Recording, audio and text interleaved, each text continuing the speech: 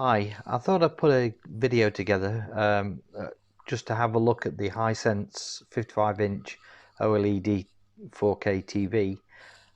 There doesn't seem to be much on YouTube about this television, so I thought I'd just put a video together and take you through the menus, how the TV initially works, and any thoughts on it.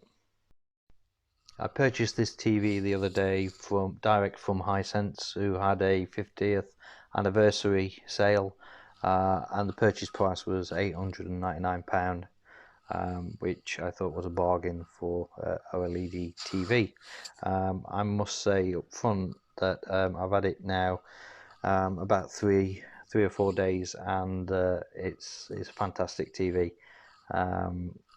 Whether or not it's as good as as an LG or a Sony, I don't know. I don't have those TVs, but I can only go off of my experience with this one. It's built very well, and the picture's awesome. So the TV comes with its own raft of different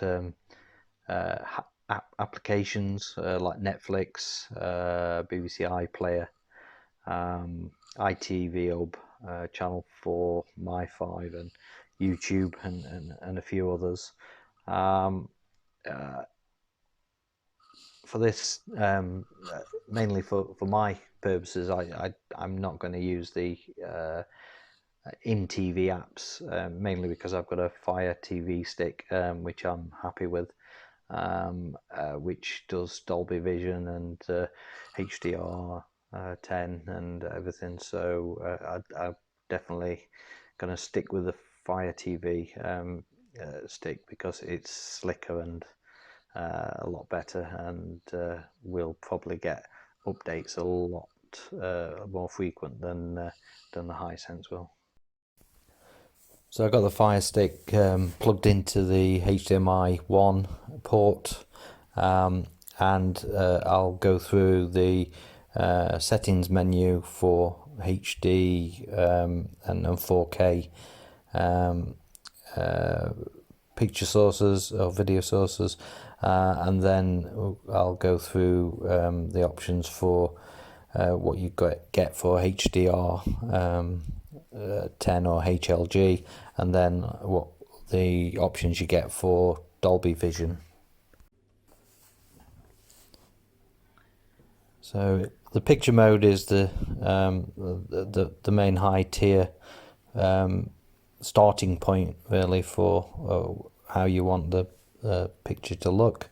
I tried all of them, but I've gone for sports because that gives me the better starting block. You then go into picture mode settings, and you can choose a number of different settings. So you've got things like OLED brightness,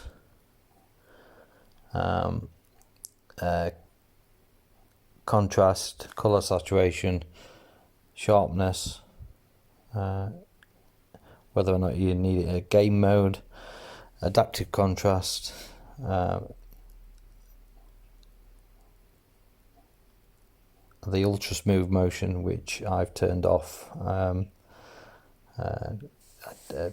don't like the look it gives when you have that turned on. I've turned all forms of noise reduction off as well.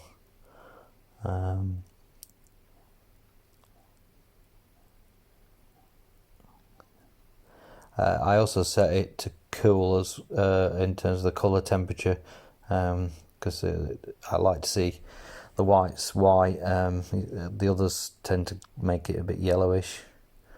And then there's a whole load of settings in the advanced that I've not set. These settings are for when you just put a non-HDR video into the TV from that input.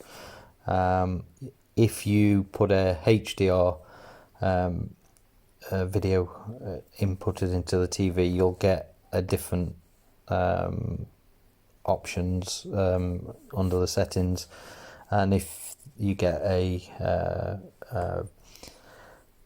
Dolby Vision option, then input, then you'll get a totally different option again.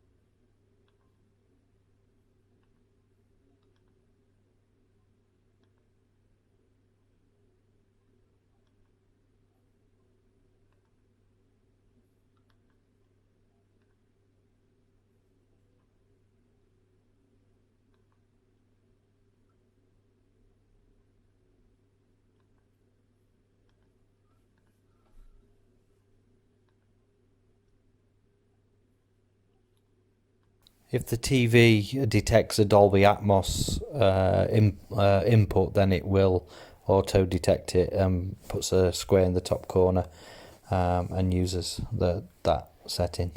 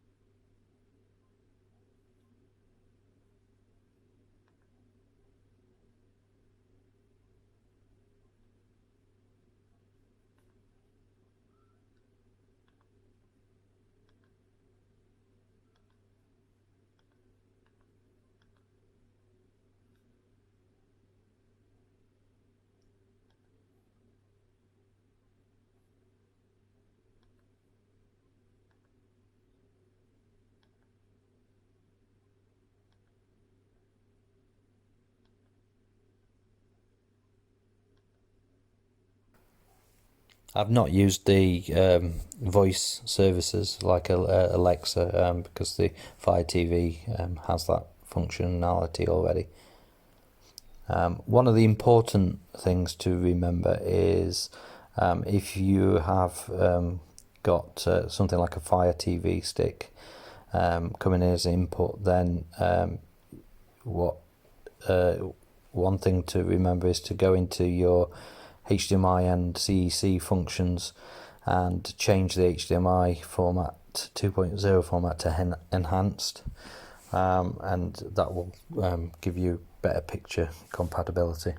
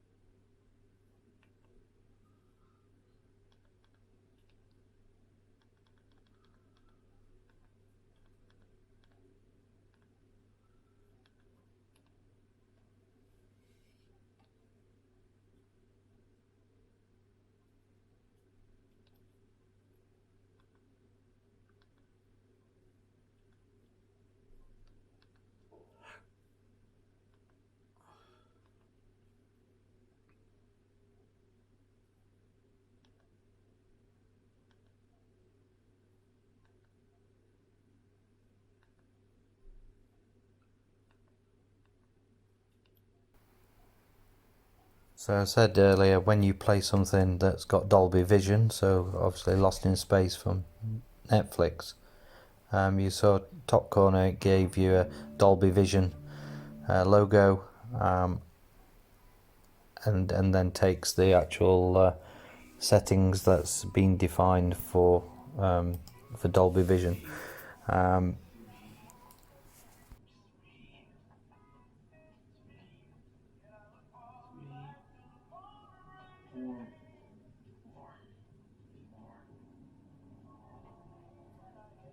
Goes into this mode, it only gives you the two options, which is Dolby Vision Bright and Dolby Vision Dark, and that's the only settings that you can change when replaying a Dolby Vision.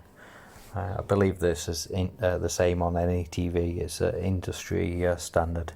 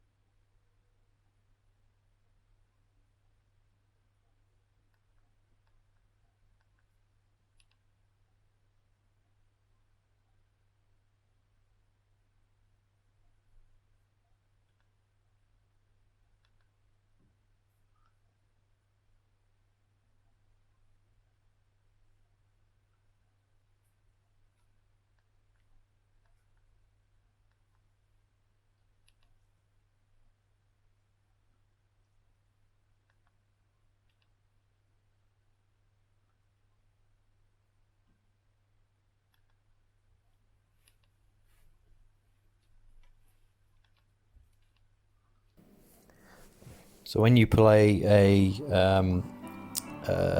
video input that is HDR other than Dolby Vision, so HDR10 or HLG from YouTube, then you get a different menu system again, but this one is specific to HDR and is a lot more configurable than the Dolby Vision one. As you can see, it's the exact same options that you have from when we just did a non-HDR, with the same options, but everything's prefixed with HDR at the front. So you've got HDR Sports, HDR Night, HDR Day. Again, for me, HDR Sports gave me the best starting point. So that's the one I've chosen, and then you can choose your picture mode settings and adjust those, each one accordingly to suit your taste.